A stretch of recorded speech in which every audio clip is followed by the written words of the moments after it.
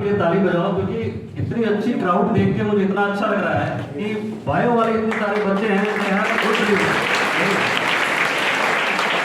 ताली आपके आप। और सर की पहली लाइन थी कि सपने सभी को देखने चाहिए। सर ने बोला तो इस सपने का ये मतलब नहीं होता है घर गए अरे मम्मी पापा सर को बोले कि सपने देखना है मुझे सोने तो 10 घंटे 10-12 घंटे सोने तो मेरे को नहीं। सपने देखने का मतलब वो नहीं होता है। सपने देखने का मतलब होता है कि आपको एक अच्छे डायरेक्शन में देखना। सपने सो के नहीं देखे जाते हैं, ये उन सपनों की बात नहीं हो रही, ठीक है। तो सपनों को अपने अच्छे डायरेक्शन में देखना चाहिए हमेशा। अपने आप को कैसे आप प्रोपेगेट कर सकते हो, अपने आप कैसे बढ़ा सकते हो, आगे की जिंदगी कितनी अच्छी बना सकते हो। मैं अपने बारे में बात करूं तो मैं डॉक्टर राहुल गुप्ता। मैंने अपनी जो भी पढ़ाई लिखाई की सरस्वती मंदिर से मैंने पढ़ाई किया है, उसके बाद विद्या मंदिर से पढ़ाई किया और लास्ट में मैंने JIC गवर्नमेंट इंटर कॉलेज से पढ़ाई किया। उसके बाद प्री मेडिकल टेस्ट के लिए प्रयास किया, 2-3 बार प्रयास किया, नहीं हुआ। फिर एट लास्ट सिलेक्शन हुआ मेरा। मैं JSS medical college Mysore Karnataka में है। मैं कॉमेंट ए के थ्रू वहाँ पे एंट्री लिया मैंने, वहाँ पे एक हाई सेक्टर डराए और वहाँ एंट्री किया हमने। तो जो भी पीरियड रहता है फेल्योर का उसके बारे में मैं डिस्कस करूंगा, क्या मेरे साथ क्या प्रॉब्लम हुआ और आपके साथ क्या हो सकता है, कैसे आप उनसे बच सकते हैं। MBBS करने के बाद फिर PG करना होता है, MBBS के बाद पोस्ट ग्रेजुएशन करना होता है, क्योंकि आज के टाइम में अभी ऐसा माहौल हो चुका है कि आप अगर प्लेन MBBS रहोगे तो उसकी कोई वैल्यू नहीं है। आपको पोस्ट ग्रेजुएशन करना ही करना है, मस्ट। पोस्ट ग्रेजुएशन के लिए फिर एक कंपटीशन देना होता है, जिसमें अभी तो क्या है, जैसे सर ने बताया कि इस बार संभावना है 20 लाख बच्चे बैठेंगे और 20 लाख में से छन के बच्चे जाते हैं। छन के कौन जाते हैं? जो डॉक्टर बने जाते हैं। अब जो कंपटीशन होगा PG का, तो उसमें क्या होता है, वो डॉक्टर्स के साथ आप कॉम्पीट करते हो, तब आप पोस्ट ग्रेजुएट करते हो। तो पोस्ट ग्रेजुएशन मैंने किया, उसमें 2 तरह का पोस्ट ग्रेजुएशन होता है, एक मास्टर्स की डिग्री होती है और एक डिप्लोमेट इन नेशनल बोर्ड की डिग्री होती है। दोनों डिग्रियां गवर्नमेंट ने समान कर रखा है। तो मैंने DNP किया northern railway central hospital Delhi से। पोस्ट ग्रेजुएशन 3 साल का होता है, 3 साल हमने पोस्ट ग्रेजुएशन किया मैंने। पोस्ट ग्रेजुएशन के बाद होता है, कुछ लोगों की ड्रीम होती है और सुपर स्पेशलाइज करने की, जैसे कुछ लोग सर्जन बनते हैं, कुछ लोग फिजिशियन बनते हैं, जैसे डॉक्टर फिजिशियन, मैं सर्जन। उसके बाद भी कुछ लोगों के अंदर होता है, लालसा होती है कि मैं सुपर स्पेशलाइज करूं, तो उसके लिए फिर कंपटीशन होता है। तो फिर अब सर्जन्स के अमाउंट कंपटीशन हुआ और उसमें जो सेलेक्ट होते हैं वो MCH करते हैं या DM करते हैं। तो मैंने MCH किया SCB मेडिकल कॉलेज कटक से, जो कि उड़ीसा में स्थित है। वहां से 3 साल के बाद आपकी जर्नी खत्म नहीं होती है। उसके बाद आपको कुछ जगहों पे सीनियर रेजिडेंसी का एक प्रोग्राम होता है, सीनियर रेजिडेंट बनना होता है, जिसमें आप डॉक्टर बन के सीनियर डॉक्टर्स के अंदर में आप काम करते हो, वहाँ पे सीखते हो उनसे, उनकी क्या टेक्निक है। हर सुपर स्पेशलिटी डॉक्टर्स की, स्पेशलिटी डॉक्टर की अलग अलग टेक्निक्स होती है, तो किसी की कुछ होती है, किसी की कुछ होती है। तो सीनियर रेजिडेंसी प्रोग्राम होता है, उसमें आप सीखते हो। उसके बाद मैंने सीनियर रेजिडेंसी किया, उसके बाद मैं अपोलो मेडिक्स हॉस्पिटल में कंसल्टेंट रहा। फिर गुरुतेग बहादुर से मैंने सीनियर रेजिडेंसी किया। उसके बाद में अभी असिस्टेंट प्रोफेसर हूँ प्रयागराज में यूनाइटेड मेडिसिटी हॉस्पिटल में। तो स्टार्ट करें जर्नी की बात। तो जब भी जैसे कि सभी यहाँ पे 11th-12th के हैं, सारे के सारे नहीं, some students from class 10th also, class 10th उनकी जर्नी शुरू होने वाली है मेडिकल साइंस में। शुरू तो सबकी होने वाली है ना। 12th के बाद असली जर्नी तभी है ना। तो इसमें क्या होता है कि जो भी आपका NCERT कोर्स है ना,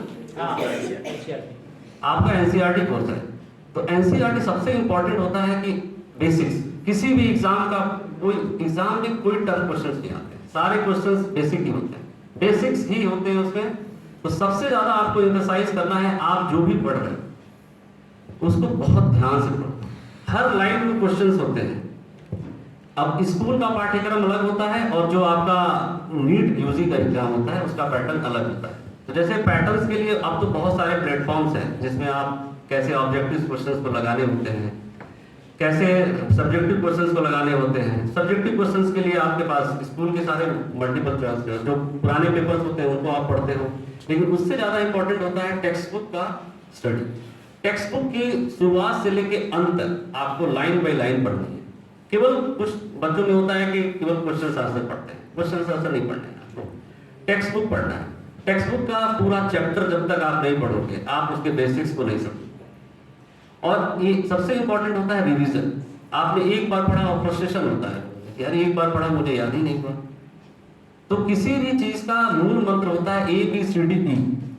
आपका एटीट्यूड, और एटीट्यूड, आपका एटीट्यूड होना चाहिए कि मुझे चैप्टर पढ़ना है तो पढ़ना है।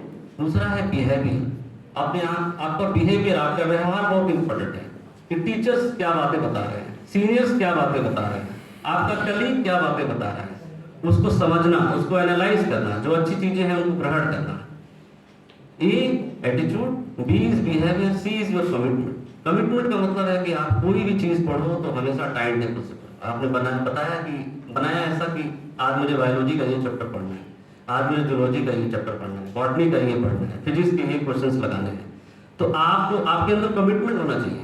ये नहीं कि आज 5वां चैप्टर पढ़ना था मैंने पढ़ा ही नहीं, आज पूरी तरह पढ़ना था मैंने पढ़ाई नहीं पूरी तरह, अरे कल पढ़ ले, तो नहीं, उसको नहीं करना। बैकलॉग में कोई चीजें नहीं रखनी है, कमिटमेंट होना चाहिए आपका। D is your determination and discussion.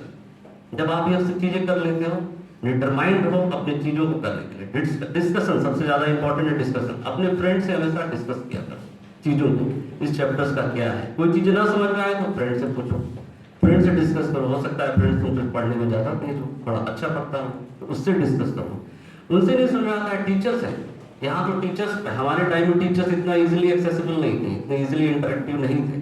अब आजकल के टीचर्स तो बहुत ज्यादा इंटरेक्टिव हैं। आप अपने टीचर से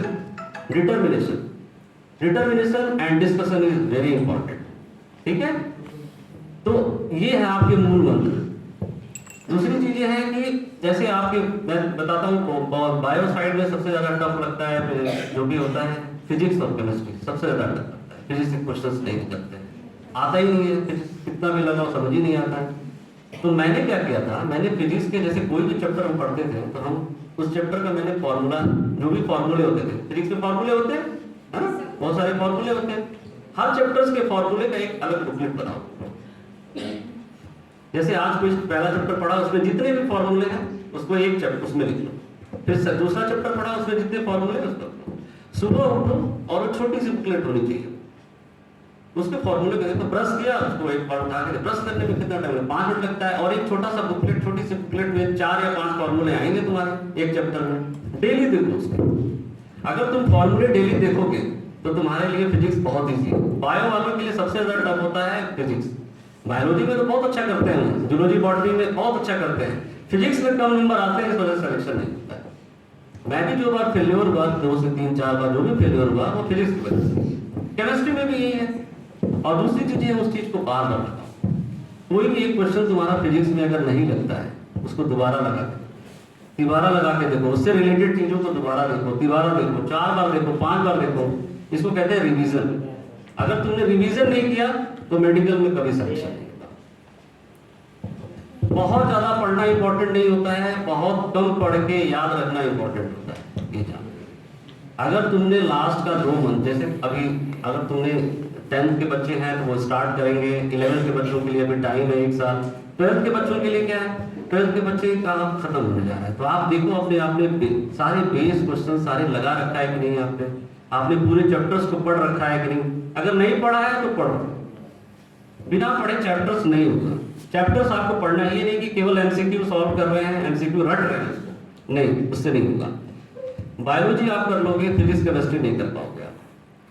हमेशा फर्स्ट चैप्टर से स्टार्ट करो, लास्ट चैप्टर्स, क्योंकि जो क्वेश्चन सॉल्व करते हैं उनको पता होता है कौन कौन से चैप्टर्स आप छोड़ते हो, कहाँ कहाँ आपका लैकुना है। क्वेश्चंस वहीं से निकल के आते हैं और आपके बुक से ही निकल के आते हैं। बहुत बार ऐसा होता है कि आप टेस्ट देते हो और टेस्ट का पेपर घर पे रख के छोड़ के चले जाते हो। एग्जाम टाइम में तो होता है कि भाई 10 क्वेश्चन आए थे, मेरे को तो 7 ही आ रहे थे, 3 तो आए ही नहीं।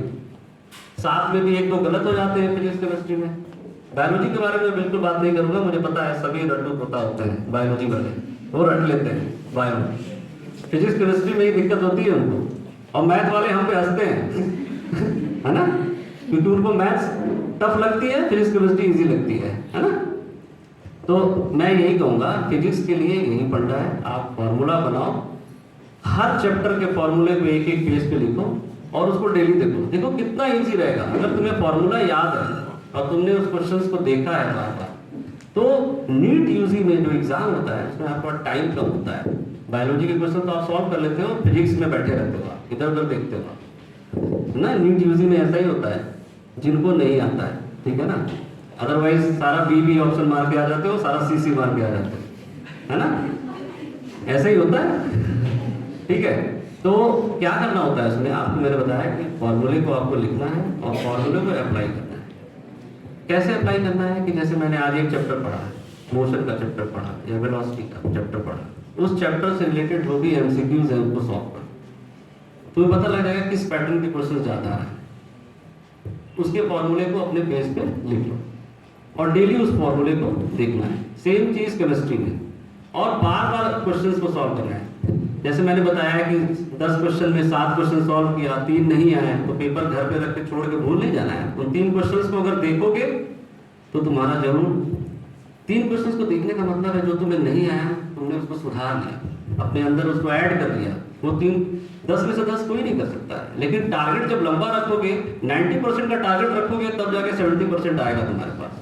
तो 90 का नहीं 100 का टारगेट रखो, कि हमको सारे के सारे क्वेश्चंस देखने हैं, सारे के सारे क्वेश्चंस याद रखने हैं, सारे फॉर्मूले याद रखने हैं। एग्जाम टाइम में तो सारा रिकॉर्ड नहीं कर पाओगे, ये तो पॉसिबल किसी के लिए नहीं है, हमारे लिए भी नहीं था, लेकिन कोशिश पूरी करो कि 100% चीजों को याद रखना है, क्योंकि जब आप 100 के लिए ट्राई करते हो तो आप 70 तक ही पहुंच पाते हो।